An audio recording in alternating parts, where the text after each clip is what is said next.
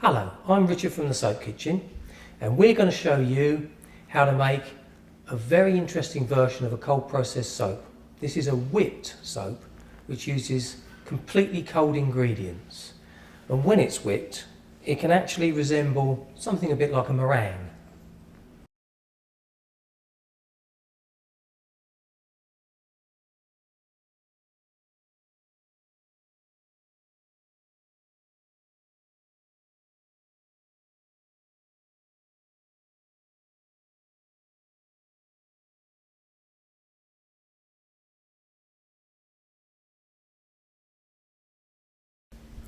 Okay, so the ingredients you're going to need to make this whipped soap are 244 grams of cold clean water, 95 grams of sodium hydroxide or caustic soda, 50 grams of olive oil, we're using the Pumice grade.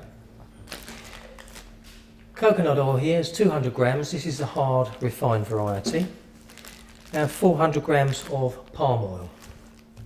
Then you've got optional, you could choose to add a little bit of grapefruit seed extract as an antioxidant, and again you've got colour and fragrance, which you could choose whatever you like. You may also, depending on your mould, want some greaseproof paper to line it. Then for your equipment and utensils, remember safety first with natural soap making, so glasses or goggles, disposable gloves. We're choosing to use a silicone mould in this case. Then for utensils you've got a measuring jug, accurate scales, measuring spoons.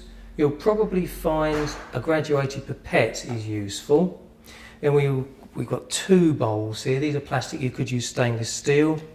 A spatula, electric whisk, and you'll probably find a lidded tub similar to that quite useful.